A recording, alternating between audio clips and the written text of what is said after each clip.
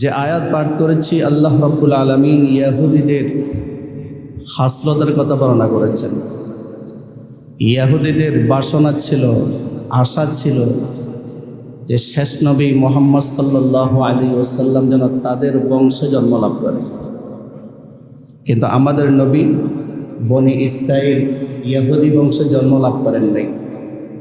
এখন তাদের হিংসা লেগে গেছে। আল্লাহর নবীর উপর যে সমস্ত সাহাবায়ে কেরাম ঈমান এনেছেন, কত নেয়ামত দিয়েছেন আল্লাহ তাআলা, সব কিছু নিয়ে তারা হিংসা পোষণ শুরু করল। আল্লাহ তাআলা বলেন, আম ইয়াহসুদুনান নাসা আলা মা আতাহুমুল্লাহু মিন ফাদলি, নাকি আল্লাহ মানুষদেরকে যে সমস্ত নেয়ামত দান করেছেন নিজ অনুগ্রহে, সেই জন্যই কি তারা মানুষগুলোকে নিয়ে হিংসা করে? অর্থাৎ হিংসা করে। ইহুদিরা আমাদের নবীকে নিয়ে হিংসা করে, সাহাবায়ে কেরামকে নিয়ে হিংসা করেছে। সেজন্য আল্লাহ তাআলা বলছেন, আম ইয়াহসুদুনান নাসা আলা মা আতাহুমুল্লাহু মিন ফাদলি, এই মানুষগুলোকে আল্লাহ নিজ অনুগ্রহে যে নেয়ামত দান করেছেন সেই জন্য কি তারা হিংসা করে? অর্থাৎ হিংসা করে তারা। তাহলে বোঝাইল, হিংসা এমন একটি বদ আমল, এমন একটি মনের রোগ, যেই রোগটা আমাদের নেক আমলকে আপন অবস্থা থাকতে দেয় না, নষ্ট করে দেয়। হিংসা দিলের রোগ, পরশ্রী কাতরতা। হিংসা পরশ্রী কাতরতা কাকে বলে? পরশ্রী কাতরতা অর্থাৎ পর স্ত্রী, পরের স্ত্রী দেখে, পরের ভালো কিছু দেখে কাতর হয়ে পড়া। পরের ভালো কিছু দেখে কাতর হয়ে পড়া, এটাকে বলা হয় পরশ্রী কাতরতা। অন্যের ভালো সে সহ্য করতে পারে না।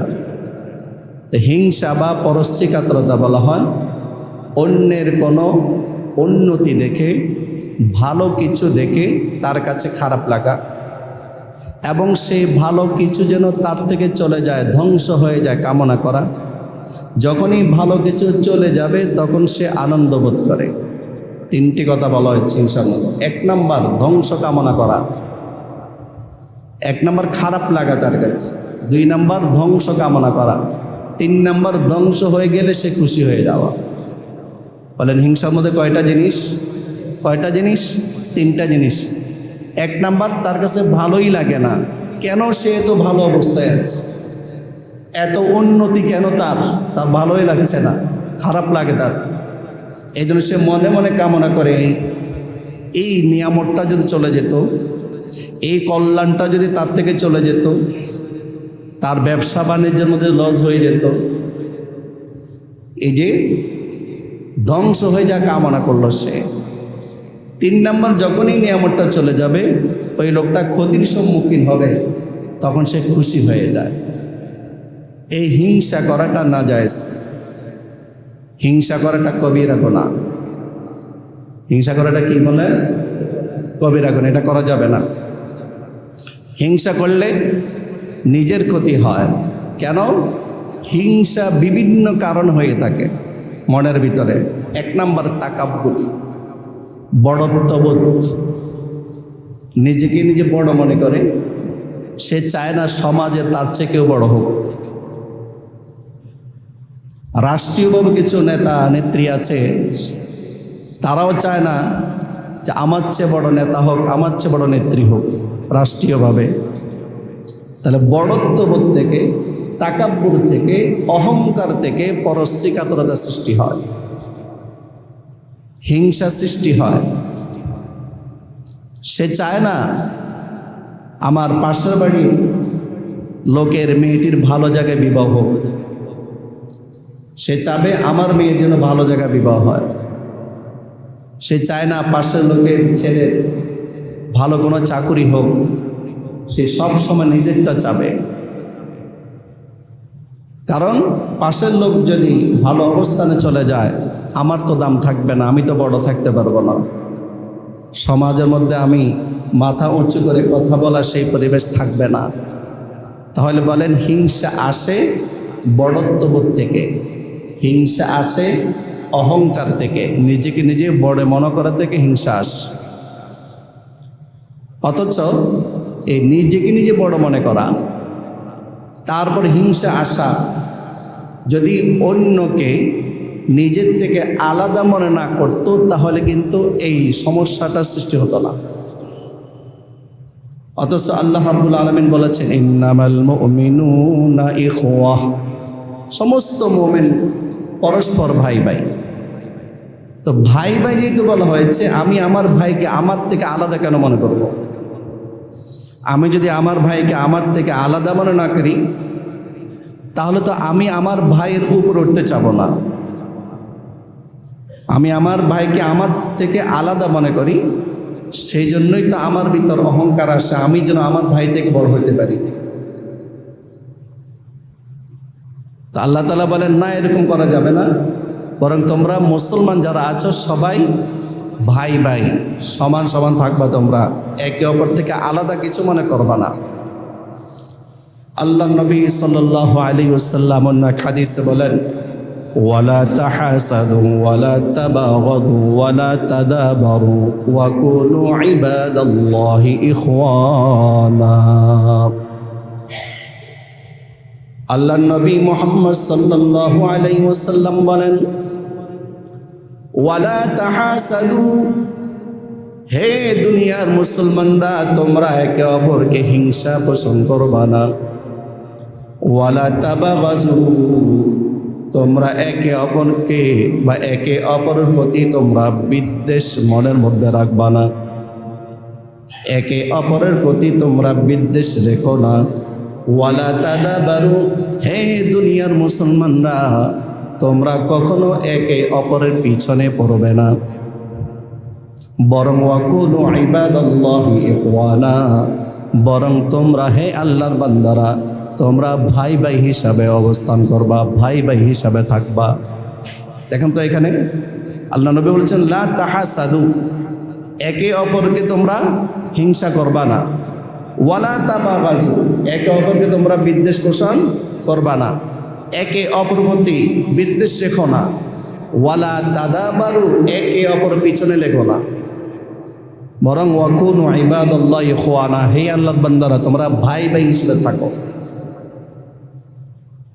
এখন এই যে তিনটা কথা বলা হয়েছে, কোনটা আমাদের মধ্যে নেই? হাদিসে যা বলা হয়েছে তার বিপরীত গুণগুলো আমাদের মধ্যে আছে। একে অপর প্রতি হিংসা আছে, একে অপর প্রতি বিদ্বেষ আছে, একে অপর পিছনে লেগেই থাকে, ভাই ভাইয়ের পিছনে লাগে। অন্যজন তো দূরের কথা, ভাই ভাইয়ের পিছনে লাগে বিভিন্ন কারণে লাগতে পারে। অধিকাংশ সময় স্ত্রীর কারণে ভাই ভাই শত্রু হয়ে যায়, কি ঠিক না বলেন? অনেক এরকম আছে না, স্ত্রীর কারণে ভাই ভাই কি হয়ে যায়? শত্রু হয়ে যায়। তাহলে ভাই ভাইয়ের মতো যদি থাকে কখনো একে অপর থেকে আলাদা মনে করবে না। যখন একে অপর থেকে আলাদা মনে করবে না তখন সে কিন্তু আরেক ভাই থেকে উপরে উঠতে চাবে না। যখন সে আরেক ভাই থেকে উপরে উঠতে চাবে না তখন নিজের ভিতরে বড়ত্ববোধ আসবে না। যখন নিজের মধ্যে বড়ত্ববোধ আসবে না তখন হিংসাও আসবে না। তাহলে বলেন হিংসা এক নাম্বার কারণ কিসের থেকে আসে? তাকাব্বুর থেকে, অহংকার থেকে, বড়ত্ববোধ থেকে। 2 নাম্বার কারণ হিংসা, শত্রুতা থেকে হিংসা আসে। হিংসা আসার 2 নাম্বার কারণ একটু সবাই বলেন। 2 নাম্বার কারণ কি? শত্রুতা। শত্রুকে হিংসা করে। অথচ মুহাম্মদ সাল্লাল্লাহু আলাইহি ওয়াসাল্লাম বলেছেন মান গফারা গুফিরা, কেউ যদি কাউকে ক্ষমা করে দেয় আল্লাহ তাকে ক্ষমা করে দেন। সুবহানাল্লাহ। মান গফারা, যে ব্যক্তি ক্ষমা করে দেয় অন্যকে, গুফিরা, আল্লাহর পক্ষ থেকে তাকেও ক্ষমা করে দেওয়া হয়। তো এই হাদিসটার উপর আমরা কেউ যদি আমল করি তাহলে তো কোনো মুসলমানকে আমরা শত্রু মনে করব না। সে ভাই হোক, প্রতিবেশী হোক, বা পাশের থানার লোক হোক, বা অপরিচিত মুসলমান হোক, কখন আমরা শত্রু মনে করব না। তো শত্রু যখন মনে করব না তখন মনের ভিতরে হিংসাও আসবে না। তার 2 নাম্বার কারণ হিংসা আসার, সেটা হচ্ছে শত্রু মনে করা, শত্রু। রাসূলুল্লাহ সাল্লাল্লাহু আলাইহি ওয়াসাল্লাম বলেছেন যে মান সাতারা মুসলিমান সাতারাহুল্লাহু ইয়াউমাল কিয়ামা। শত্রুর দোষগুলো প্রকাশ করে দেয় সামাজিকভাবে তাকে হেয় প্রতিপন্ন করার জন্য, সামাজিকভাবে তাকে হেয় প্রতিপন্ন করা, তাকে ছোট করার জন্য তার দোষগুলো প্রচার করে দেয়। আল্লাহ নবী বলেন না, এই কাজটা তোমরা করবে না, বরং মান সাতারা মুসলিমান, কোন মুসলমান যদি অপর মুসলমানের দোষ লুকিয়ে রাখে, গোপন রাখে, সাতারাহুল্লাহু ইয়াউমাল কিয়ামা, কিয়ামতের দিন আল্লাহ তাআলা হাজারো কোটি মানুষের সামনে তার দোষগুলো গোপন রাখবেন। তাহলে হিংসা আসবে কেন? আরেক হাদিসে রাসূল বলেছেন মান সাতারা মুসলিমান, কোন ব্যক্তি যদি মুসলমানের দোষ গোপন রাখে, সাতারাহুল্লাহু ফিদ দুনিয়া ওয়াল আখিরা, দুনিয়া এবং আখিরাতে আল্লাহ তাআলা তার সব দোষগুলো গোপন রাখবেন। এক হাদিসে কিয়ামতের দিন, আর এক হাদিসে দুনিয়াতেও আল্লাহ তাআলা গোপন রাখবেন। তাহলে কেন আমরা শত্রু মনে করব? قال رسول الله صلى الله عليه وسلم المسلمون كرجل واحد إن اشتكى عينه اشتكى كله وإن اشتكى رأسه اشتكى كله। আল্লাহ নবী বলেন সমস্ত মুসলমান একজন লোকের মতো। সব মুসলমান কয়জন লোকের মতো? একজন লোকের মতো। কারাজুল ওয়াহিদিন, একজন লোকের মতো, অর্থাৎ হচ্ছে একটি দেহের মতো। সারা পৃথিবীতে যত কোটি কোটি মুসলমান আছে, সমস্ত মুসলমান কয়টি দেহের মতো? সবাই বলেন কয়টি দেহের মতো? একটি দেহের মতো। রাসূল বলেন ইনিস্তাকা আইনুহু ইস্তাকা কুল্লু, দেহ যেহেতু একটি, একই দেহের মধ্যে যদি কারো চোখে ব্যথা করে সারা শরীর ব্যথা অনুভূত হয়। ওয়াইন ইস্তাকা রাসুহু ইস্তাকা কুল্লু, দেহ যেহেতু একটি দেহের মাথা যদি ব্যথা হয় সারা শরীরে মাথার ব্যথা অনুভূত হয়। কি বলেন? আমাদের কারোর চোখে যদি ব্যথা হয় শুধু চোখে ব্যথা মনে হবে, সারা শরীরের মধ্যে খারাপটা লাগবে। কারো মাথা যদি ব্যথা হয়, মাথা ব্যথার এমন ক্যাটাগরি আছে যে বলে যে এই ব্যথাটা আল্লাহ যেন আমার কোনো শত্রুকেও না দেয়, এরকম বলে না? মাথা ব্যথা বিভিন্ন প্রকার আছে। কিছু মাথা ব্যথা এমন আছে যে মাথা ব্যথা উঠলে বমি করতে থাকে, প্রচণ্ড মাথা ব্যথা। অর্থাৎ যার যেই রোগ হয় তার কাছে ওই রোগটাই বড় মনে হয়। তো নবীজি বলেছেন সমস্ত মুসলমান এক লোক তথা একটি দেহের মতো। তো একটি দেহের চোখে যদি ব্যথা হয় সারা শরীর ব্যথা অনুভূত হয়, একটি শরীরের মাথায় যদি ব্যথা হয় সারা শরীর ব্যথা অনুভূত হয়, তো সারা পৃথিবীর সব মুসলমান একই ব্যক্তির মতো, একই দেহের মতো। তো তোমরা কেন অন্য মুসলমানকে শত্রু মনে করবা? তোমরা কেন অন্য মুসলমানকে নিজে থেকে আলাদা মনে করবা? সব মুসলমান একই মনে করলে তখন আর মনের ভিতর হিংসাও আসবে না।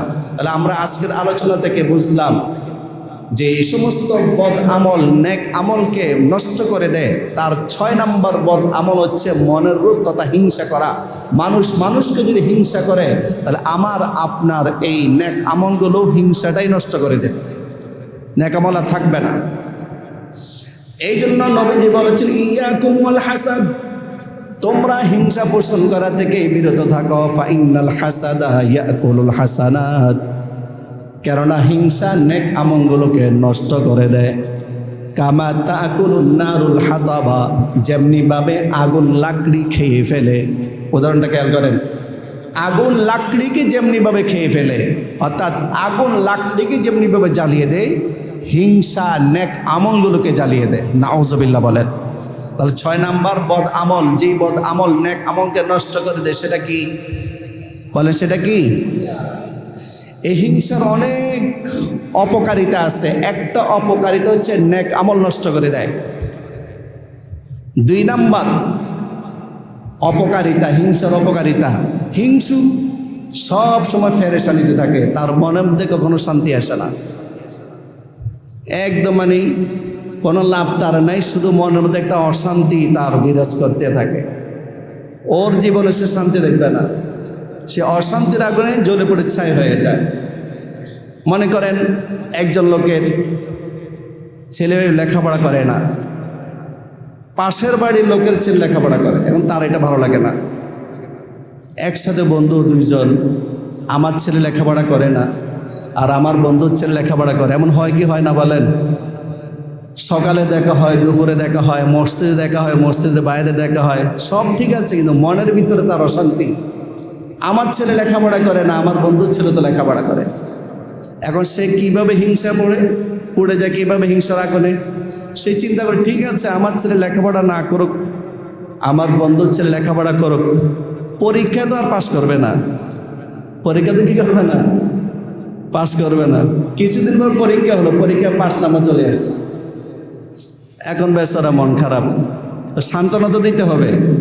সে এখন সান্ত্বনা দিচ্ছে, ঠিক আছে পরীক্ষা পাশ করেছে, কি হয়েছে, চাকরি তো আর পাবে না। কিছুদিন পর চাকরি হয়ে গেল, এখন বেচারা মন খারাপ, এখন সান্ত্বনা তো দিতে হবে। সে বলে, আচ্ছা চাকরি পেয়েছে, কি হয়েছে, বেতন তো আর পাবে না। আচ্ছা বেতন পাবে না, চাকরি হলে বেতন পাবে না। কিছুদিন পর বেতনও পাইল। বলেন এই যে তার কি অশান্তির শেষ আছে? এটা হিংসুকের মনের অবস্থাটা এমন হয় যে তার এই মনের ভিতরে কখনো শান্তি বিরাজ করতে পারে না। এই জন্য যারা হিংসা করে তাদের প্রতিশোধ নিতে নেই। কি বললাম? যারা অন্য মানুষকে হিংসা করে, ওই হিংসুকের কোনো প্রতিশোধ নেওয়ার দরকার নাই, সে তো তার হিংসার আগুনে এমনিতে জ্বলতেছে, আপনি কেন প্রতিশোধ দেবেন? প্রতিশোধ কোনো দরকার নাই। তাহলে এক নাম্বার হিংসার অপকারিতা, এক নম্বর অপকারিতা নেক আমল নষ্ট করে দেয়। দুই নাম্বার অপকারিতা, হিংসুক সবসময় অশান্তিতে থাকে।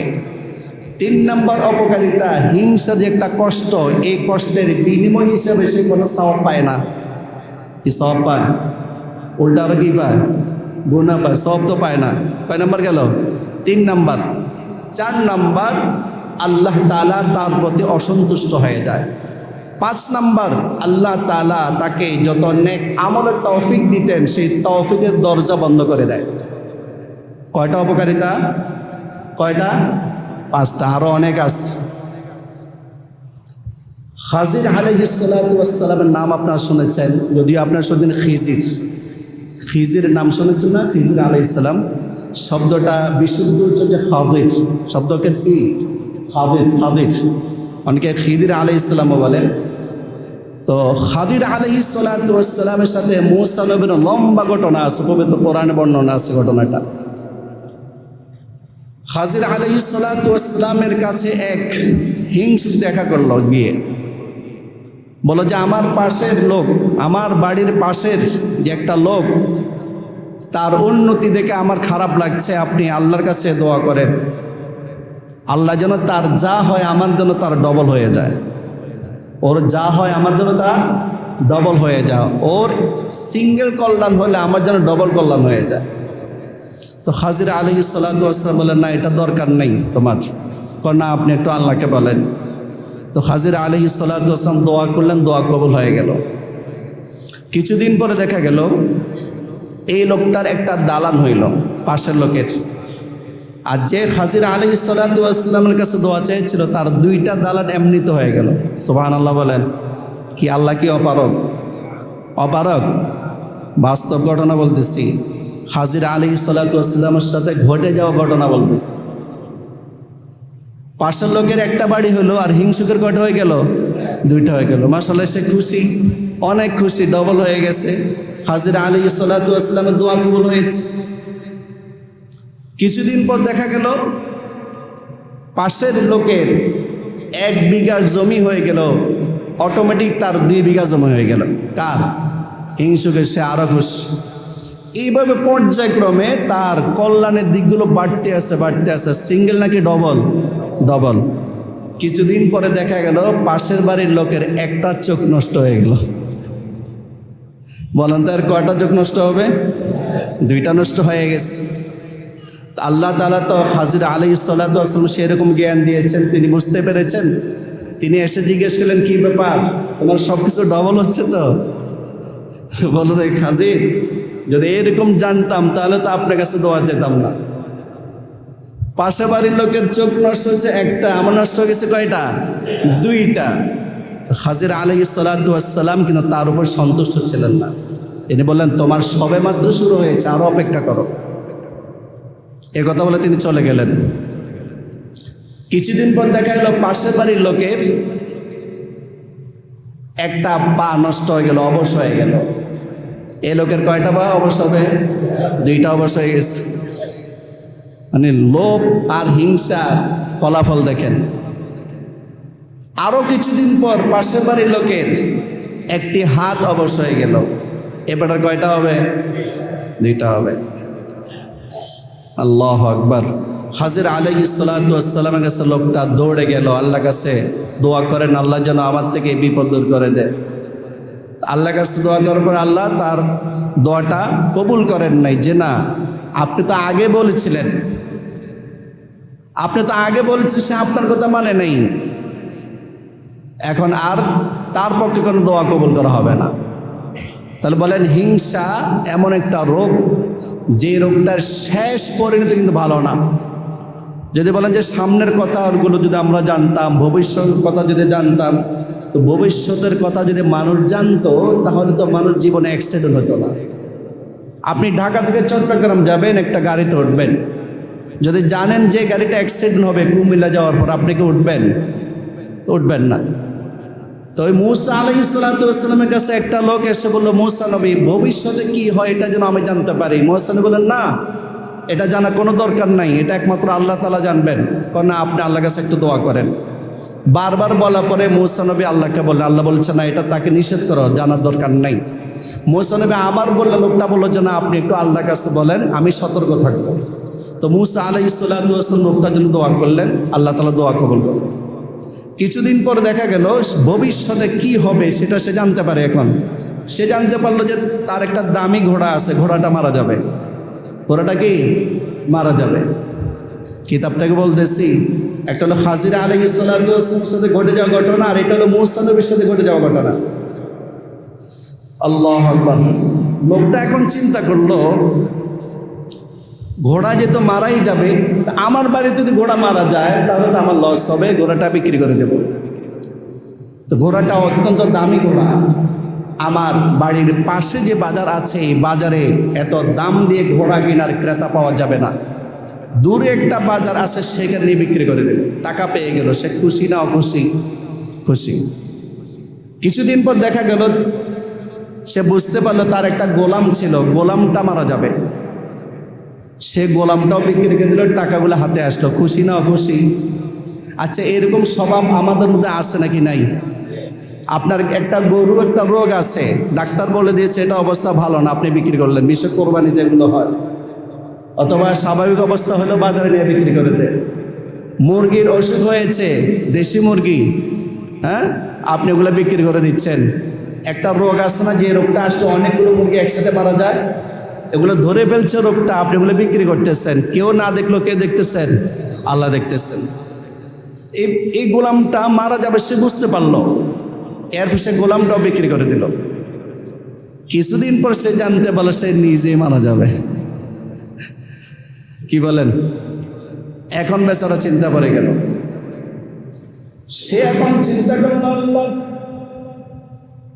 প্রথম যে বিপদটা আসছিল আমার ঘোড়ার উপর, আমি ঘোড়া বিক্রি করে আমি মুক্তি পেয়েছিলাম। তারপর বিপদ আসছিল আমার গোলামের উপর, আমি গোলাম বিক্রি করে দিয়েছিলাম, মুক্তি পেয়েছিলাম। কিন্তু এখন বিপদটা আসছে আমার নিজের উপর। আমি যদি আমাকে বিক্রি করেও দিই, কি লাভ হবে? আমি তো মরে যাব, টাকাগুলো কে ভোগ করবে? ঠিক আছে না যুক্তি? লোকটা দৌড় দিয়া মূসা নবীর কাছে যায়। মূসা নবীর কাছে গিয়ে বলল, মূসা, আল্লাহ রাব্বুল আলামিনের কাছে আপনি দোয়া করুন, আল্লাহ যেন আমাকে এত বড় বিপদ থেকে রক্ষা করেন। আল্লাহ তাআলা মূসা নবী কি বলেন সেটার দিকে অপেক্ষা করছিলেন। মূসা নবী আল্লাহর কাছে দোয়া করুন, আল্লাহ এই লোকটার উপর যে বড় বিপদ আসলো, আপনি একটু বিপদ থেকে তাকে রক্ষা করুন। আল্লাহ বললেন, না না, আমার একটা নীতি আছে। আল্লাহর একটা নীতি আছে। নীতিটা কি? আল্লাহ বলেন যে এই লোকটার জীবনের আমি কল্যাণ চেয়েছিলাম, এই লোকটার জীবনের আমি উন্নতি চেয়েছিলাম, সেই জন্য ছোট্ট একটা ক্ষতি আমি তাকে গ্রহণ করার সুযোগ দিয়েছিলাম। আর আমি আল্লাহর একটা নীতি হচ্ছে, আমার কোনো বান্দা বান্দি যদি তার জীবনের কল্যাণের জন্য ছোট্ট ক্ষতিকে সানন্দে গ্রহণ করে নেয়, আমি আল্লাহ তাকে বড় ক্ষতি থেকে রক্ষা করে দিই। কিন্তু মুসা শুনুন, সর্বপ্রথম যে ছোট্ট ক্ষতি আমি তাকে দিয়েছিলাম, তার ঘোড়ার উপর সে এই ছোট্ট ক্ষতিটা সে গ্রহণ করে উঠল না। তারপর আমি আরেকটু বড় আকারে বিপদ দিলাম, ক্ষতি দিলাম, সেটা হচ্ছে তার গোলাম। এই গোলামের উপর ক্ষতিটাও সে গ্রহণ করলো না, সেই জন্য আমি আল্লাহ এখন তার নিজের উপর ক্ষতি চাপিয়ে দিয়েছি। নাউজুবিল্লাহ বলেন। সুতরাং এই মুসা তাকে বলো তওবা করিয়া মৃত্যুর প্রস্তুতি গ্রহণ করার জন্য। আর যদি বেশি বাড়াবাড়ি করে মৃত্যু তো হবেই, আমি আল্লাহ তাকে তওবা করারও আর সুযোগ দেব না। নাউজুবিল্লাহ বলেন। তাহলে কি বোঝা গেল? হিংসার পরিণতি ভালো না খারাপ? এখন এই হিংসা দূর করার উপায় কি? আমরা হিংসা কিভাবে দূর করব? তাহলে হিংসা করার অপকারিতা আমরা শুনলাম, তো হিংসা না করলে কি উপকার সেটা তো বুঝতে হবে। রাসূল করিম সাল্লাল্লাহু আলাইহি ওয়াসাল্লাম বয়ান করছিলেন মসজিদ নববীতে বসে, সাহাবায়ে কেরাম বয়ান শুনছিলেন। এমন সময় একজন সাহাবী প্রবেশ করলেন মসজিদ নববীতে। আল্লাহ নবী বলেন, সাহাবীরা শোনো, এই মুহূর্তে যে লোকটা মসজিদ প্রবেশ করেছে, এই লোকটা হচ্ছে জান্নাতি। আল্লাহু আকবার বলেন। সব সাহাবায়ে কেরাম তাকিয়ে আছে লোকটাকে। হযরত আমর ইবনুল আস রাদিয়াল্লাহু তাআলা আনহু বলেন, আমিও ভালোভাবে লক্ষ্য করে রেখেছি লোকটাকে। আমর ইবনুল আস বলেন, নবী করিম সাল্লাল্লাহু আলাইহি ওয়াসাল্লামের মজলিসটা যখন শেষ হয়ে গেল, ওই যে লোকটা প্রবেশ করেছিল তার কাছে গিয়ে বললাম, ভাই আমি আপনার বাড়িতে মেহমান হতে চাই, আপনি কি আমাকে নেবেন? বললাম, হ্যাঁ চলো। আমর ইবনুল আস বলেন, আমি 3 দিন তার বাড়িতে ছিলাম, 3 রাত তার বাড়িতে ছিলাম। আমি দেখলাম অতিরিক্ত কোনো আমল করে না, বরং মুয়াজ্জিন সাহেব যখন ফজরের নামাজের জন্য আজান দেয় তখন সে মসজিদে চলে যায়, অর্থাৎ 5 ওয়াক্ত নামাজ জামাতের সাথে আদায় করে। অতিরিক্ত কোনো আমল করতে আমি দেখি নাই। আমি প্রথম রাত পরীক্ষা করলাম, দ্বিতীয় রাত পরীক্ষা করলাম, তৃতীয় রাতও পরীক্ষা করলাম, অতিরিক্ত কোনো আমল কিন্তু দেখলাম না। আমি তারপর বললাম, ভাই আপনার এমন কি আমল আছে যে আমলের কারণে আল্লাহর নবী আপনাকে দুনিয়াতে থাকতেই বেহেশতে যাওয়ার সুসংবাদ দিয়েছেন?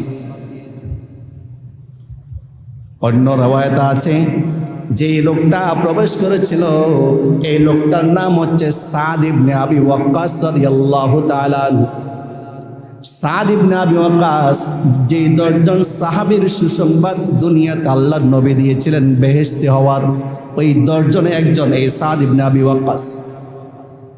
এই জন্য আমর ইবনে আস বললেন, সাদ ইবনে আবি ওয়াক্কাস, আপনার এমন কোন আমল আছে যে আমলের কারণে আজকে নবীজি 3 দিন আগে নবীজি বয়ানের মধ্যে আপনি বেহেশতে হওয়ার সুসংবাদ দিয়েছেন? তিনি বললেন, আমার কোনো অতিরিক্ত আমল নাই, তবে আমার একটা আমল আছে, সেটা হচ্ছে আমার অন্তরে কোনো মুসলমানের ব্যাপারে হিংসা থাকে না।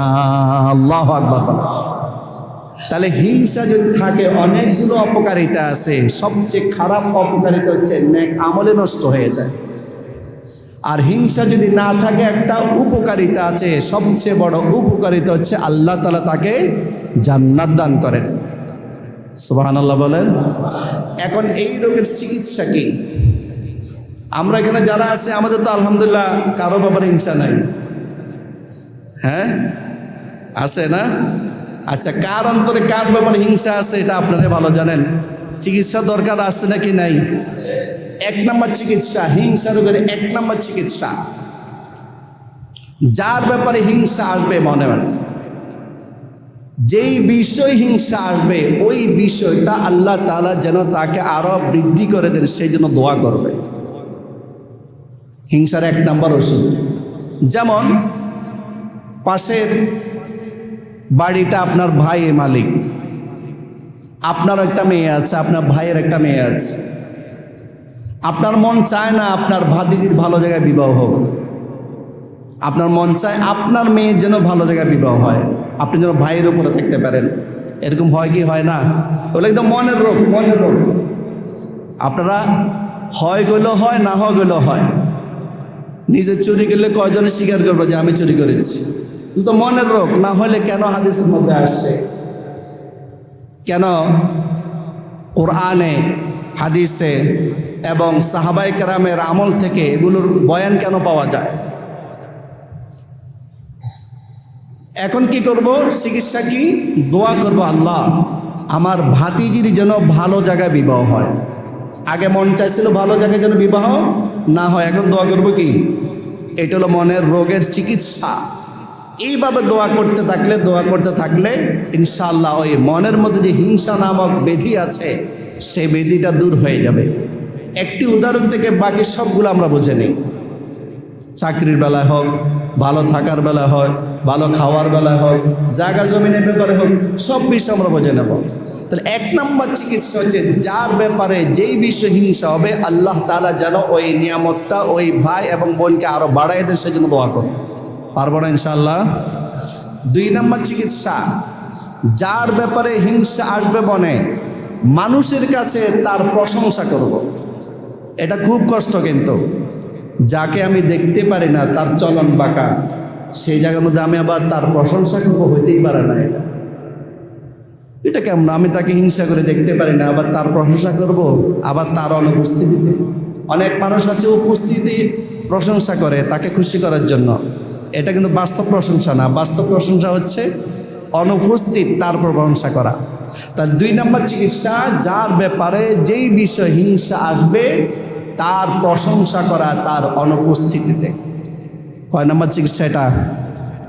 3 নম্বর চিকিৎসা, যার ব্যাপারে হিংসা আসবে তাকে বেশি বেশি সালাম দেওয়া। কি দেওয়া? قال رسول الله صلى الله عليه وسلم أولا أدلكم على شيء إذا فعلتموه تحاببتم أفشوا السلام بينكم। আল্লাহ নবী বলেন, আমি কি তোমাদেরকে এমন আমলের কথা বলে দেব যে আমলটি করলে তোমাদের পরস্পর মহব্বত সৃষ্টি হবে, হিংসা দূর হয়ে যাবে? সেটা নবীজি বলেন, আফশুস সালামা বাইনাকুম, পরস্পর তোমরা সালামের আদান প্রদান বেশি বেশি করতে থাকো। সুবহানাল্লাহ। তাহলে মহব্বত সৃষ্টি হবে, তবে সালামের অর্থ বুঝিয়া সহি শুদ্ধভাবে সালাম দিতে হবে। ও যে অর্ধেক বোঝা যায় অর্ধেক বোঝা, ওগুলা না। সালামের অর্থ বুঝিয়া আল্লাহ আপনার উপর শান্তি বর্ষণ করুন, এই অর্থটা বুঝিয়া যে ব্যক্তি সহি শুদ্ধভাবে মন থেকে সালাম দেবে তার মন থেকে হিংসা দূর হতে বাধ্য ইনশাআল্লাহ। কয় নাম্বার চিকিৎসা গেল? 3 নম্বর। 4 নম্বর চিকিৎসা, মাঝে মধ্যে কিছু হাদিয়া দেওয়া। قال رسول الله صلى الله عليه وسلم তাহাদাও ফাইনাল হাদিয়াতা তুযহিবু ওয়াহরাস সুদূর। তাহাদাও, পরস্পর হাদিয়া দাও। পরস্পর, এখানে নবীজি এই কথা বলেন না যে এক পক্ষ থেকে হাদিয়া দাও। পরস্পর হাদিয়া দাও মানে কি শুধু এক পক্ষ দেবে? উভয় পক্ষ উভয় দিকে দিবে, হাদিয়া দিবে। কেন? ফাইনাল হাদিয়াতা তুযহিবু ওয়াহরাস সুদূর। কেননা পরস্পর যদি হাদিয়ার আদান প্রদান থাকে, প্রত্যেকের অন্তরে যদি কোনো কালিমা থাকে, হিংসা বিদ্বেষ থাকে, এগুলো আল্লাহ তাআলা দূর করে দেবেন। সুবহানাল্লাহ। কয়টা চিকিৎসা গেল? 4টা। 5 নম্বর চিকিৎসা, সে চিন্তা করবে, আচ্ছা আমি যে আমার ভাইয়ের এই কল্যাণ এর কারণে তাকে হিংসা করি, আমার ভাই তো, আমার মধ্যে তো অনেক কল্যাণ আছে, আমাকে নিয়ে তো হিংসা করে না। নিজের দিকে একটু খেয়াল করবে যে অনেক নিয়ামত আমার মধ্যে আছে। আমার ভাইয়ের টাকা পয়সা বেশি কিন্তু আমার ভাই তো অসুস্থ, তো আমার টাকা পয়সা একটু কম কিন্তু আমি তো সুস্থ। আমার ভাই তো আমার সুস্থতা নিয়ে কখনো হিংসা করে নেই, তো আমি কেন আমার ভাইয়ের টাকা পয়সা নিয়ে হিংসা করব?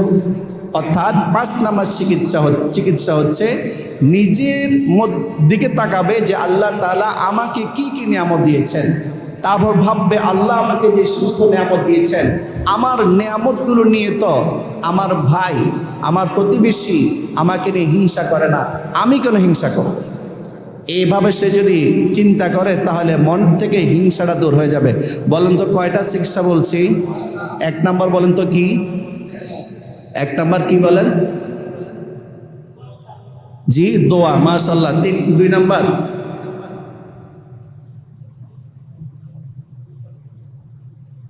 হায় হায় হায় হায়, আমি কি বললাম এতক্ষণ?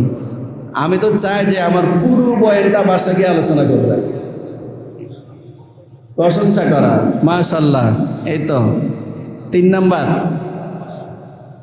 জি, সালাম দেওয়া। 4 নাম্বার, হাদিয়া দেওয়া। 5 নাম্বার,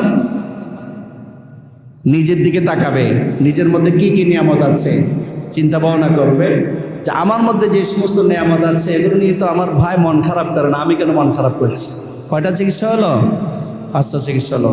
আল্লাহ রাব্বুল আলামিন আমাদেরকে গত জুমা যে 5টি বদ আমলের কথা বলেছিলাম, আর আজকে একটি মনের রোগের কথা বলেছিলাম, এই 6টি জিনিস আমাদের নেক আমলকে ধ্বংস করে দেয়। আমরা কি চাই আমাদের এত কষ্টার্জিত নেক আমলগুলো ধ্বংস হয়ে যাক? তাহলে আমরা গত জুমায় 5 এবং আজকে 1, মোট এই 6টি বদ অভ্যাস থেকে আল্লাহ তাআলা যেন আমাদেরকে হেফাজত রাখেন। সবাই বলে আমিন। ওয়া আখিরু দাওয়ানা আলহামদুলিল্লাহ।